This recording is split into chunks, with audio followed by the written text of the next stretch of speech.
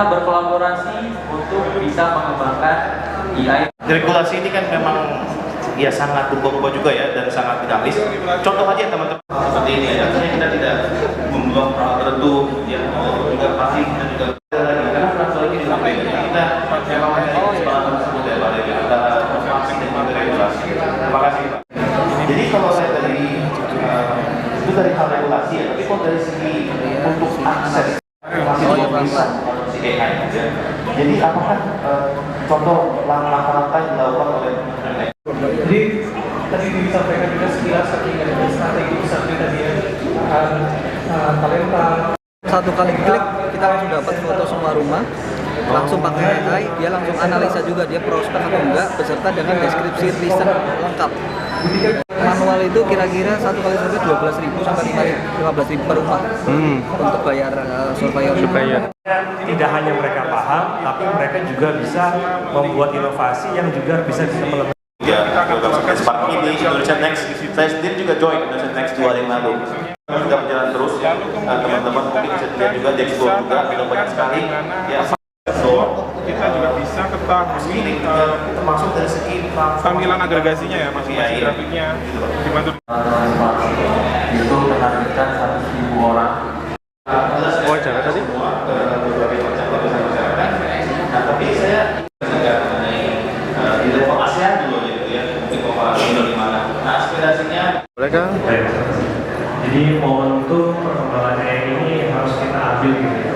Hanya menjadi sebagai konsumen, tapi juga harus berperan aktif menjadi penggerak. Indonesia harus mempunyai Tanggang.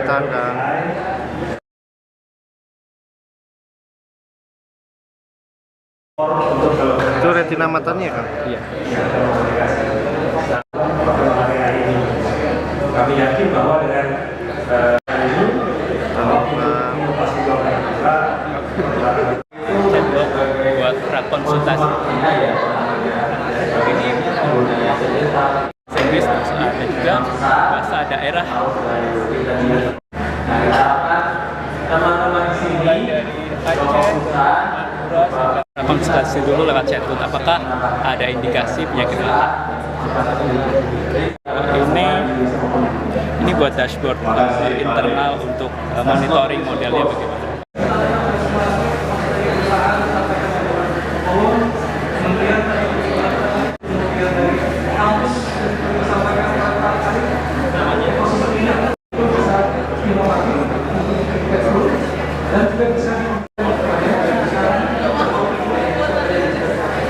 Head of AI Google Cloud Indonesia.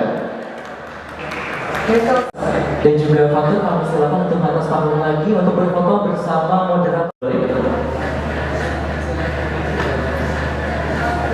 Baik, kita aba-aba ya. Oke. Baik, sekali lagi tepuk tangan untuk pembicara dan juga moderator bicara tentang berbagai hal tentang inovasi yang juga merupakan salah satu tema kita pada hari ini ya, yaitu inovasi. Dari tadi ada student kategori, akan ada juga hal serupa cuma ada bedanya dikit ya Mas ya. Ini bukan presentasi biasa, ini menceritakan ide kepada para dewan juri. Betul, dan juga dia Melalui yang berbasis internet, sehingga di solusi kami salah satu yang terpenting, sehingga kita tidak meniadakan gitu ya, meskipun SMS trennya sangat turun, channel itu untuk beriklan seperti itu Pak. Jadi selain data-data yang hanya diketahui oleh orang lokal, sebelum lagi, nah Pada TVCS, jadi pertanyaan saya lebih kepada model explainability like bagaimana proses ya untuk how justified proses berkaji seperti apa. Yang pertama itu model deteksi makanan, nutrisi makanan, dan yang kedua adalah termasuk gitu yang biasa digunakan. Nah, model chat ini dia seperti model-model chat lainnya. Isi yang dia butuhkan sama masa kehamilan. Misal Manual gitu ya, ketika ada proses penginputan. ibaratnya model chat yang lain nanti si modelnya bakal mengembalikan respon. Masih yang manual gitu ya. Memang di sini kembalikan data nutrisi, isi dari nutrisi makanan tersebut. Oke, kita mungkin langsung move on ke tim kedua nih, dari profesional. Itu of AI Google Cloud Indonesia. Ide awal sendiri karena salah satu keluarga sempat mengalami penyakit mata. Nah, itu juga kesulitan mendapatkan akses kesehatan mata karena tempatnya jauh dari rumah sakit mata, sehingga dari situ kami mendapat ide untuk membuat alat dan aplikasi yang bisa mendeteksi dini penyakit mata. Ini dikerjakan oleh berapa orang mungkin untuk AI mata di sini? Untuk AI ini dikerjakan oleh 3 orang dari mahasiswa Universitas Telkom, terdiri dari saya, Dika, lalu ada Tiara dan Raffi. Ada kesulitan nggak sih untuk merancang AI pendeteksi mata ini? Untuk deteksi ini kami mengalami kesulitan sebenarnya di bagian medical clearance, karena ini kan harus mengambil data fundus atau data retina, sehingga kami perlu mendapatkan konsen dari pasien untuk dilakukan deteksi. Bisa mendiagnosa penyakit mata apa? Ya, untuk Retinex ini dapat mendeteksi ada 3 penyakit mata, yaitu diabetik retinopati, glaukoma, dan juga katarak. Ini kedepannya Terima apa kasih yang akan dilakukan mungkin? Lalu selanjutnya kami akan mengundang Setelah ini kami akan melakukan penyempurnaan alat untuk adaptor sehingga akan lebih mudah dipakai untuk orang umum juga. Lalu juga akan menambah penyakit yang bisa dideteksi, karena sekarang masih 3, mungkin akan menambah penyakit-penyakit lain sehingga mencakup penyakit yang lebih luas. Selaku General Manager for Service Innovation Telkomsel. Nama lengkap ya? Nama saya Izul Akmardika. Luar biasa. Makasih ya Kang.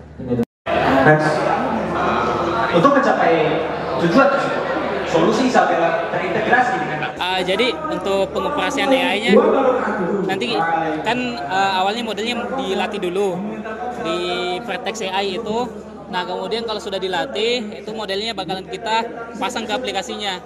Dia itu modelnya berjalan di backend. Nah, nanti aplikasinya tinggal minta data ke backendnya itu.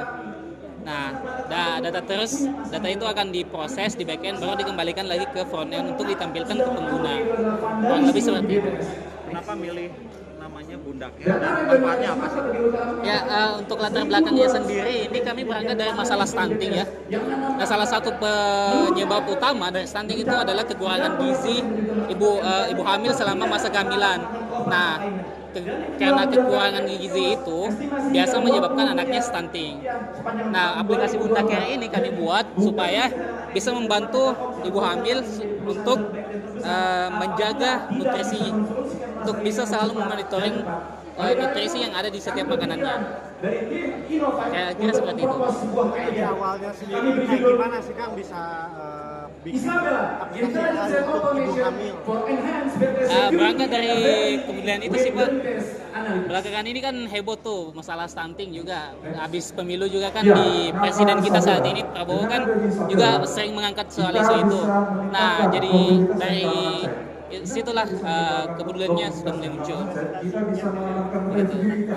Informasi apa yang disampaikan ke ibu hamil tersebut? Yang mungkin info yang dapat diambil dari aplikasi ini apa aja untuk ibu hamil? Oh, informasinya banyak sekali Pak. Karena kan ini diintegrasikan dengan Gemini. Nah, Gemini itu modelnya dari Google.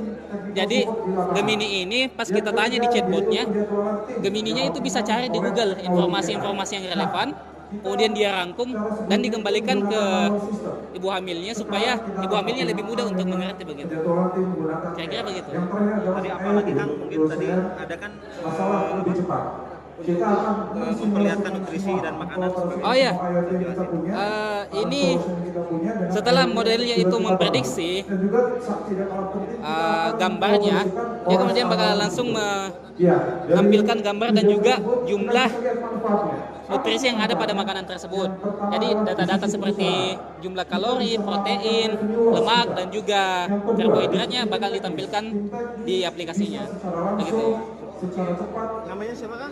Saya Zulfadli. Fadli. Dari UIN Alauddin, Makassar. Itu sangat menarik, membuka wawasan, pemahaman tingkat AI bagi mahasiswa-mahasiswa ITB khususnya, dan kita harapkan teman-teman mahasiswa ITB ini bisa dapat ilmu di sini dan mereka semakin termotivasi untuk mau memajukan AI di Indonesia. Mungkin melihat bibit-bibit dari Indonesia ini sendiri seperti apa untuk pengaplikasian AI dari kementerian sendiri? Bibit-bibitnya ini ITB ini kan terbaik di Indonesia ya. Saya yakin ITB ini bisa menjadi salah satu pencipta startup AI ya. Terkemuka kita tahu ya, alumni ITB ini kan sudah punya startup hebat di Indonesia, dan saya yakin beberapa tahun ke depan pasti ini akan menjadi punya startup yang terbagus di Indonesia. Jadi komite sendiri mungkin untuk pelaksanaan AI ini sendiri seperti apa mungkin? Apakah ada pengawasan khusus atau seperti apa? Ya, ini masih kita identifikasi, kita nggak mau terlalu cepat keluarkan regulasi, kita masih ingin memetakan, masih ingin melihat semua, karena kan ya ini kan semua sektor. Jangan sampai kita hanya mengatur beberapa sektor saja, ternyata ada sektor lain yang memang harus itu lebih penting lagi. Makanya kita lagi sedang mengidentifikasi dulu, lagi melakukan pemetaan dulu, kira-kira regulasi apa yang tepat menjaga keseimbangan AI di Indonesia. Mungkin harapan untuk masyarakat Indonesia untuk membangun AI demi memajukan negeri ini sendiri dari Komdigi seperti apa? Ya, kami berharap ya buat talenta-talenta yang ada di Indonesia khususnya sudah harus mulai mengerti namanya AI seperti apa, sudah mulai menerapkan AI dan coba untuk mengembangkan AI-nya.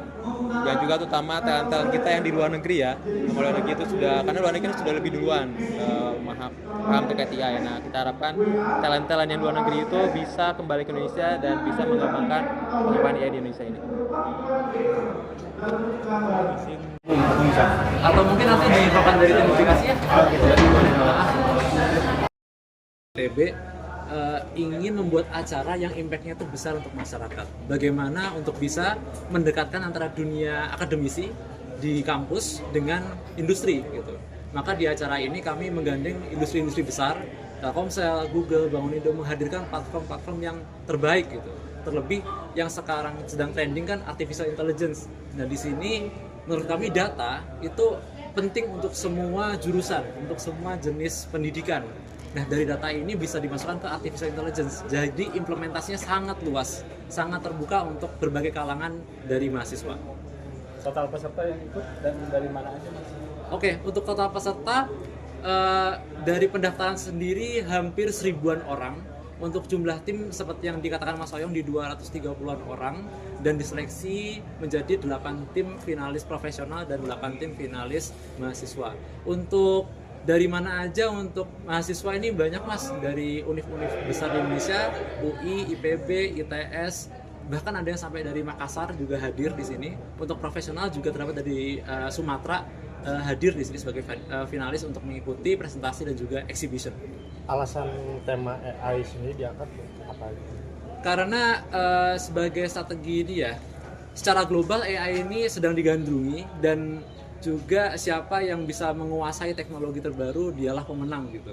Maka kami merasa perlu untuk menghadirkan platform yang cukup agar orang-orang di Indonesia baik profesional maupun mahasiswa bisa berkembang, belajar gitu dengan use case real di industri dan juga di masyarakat.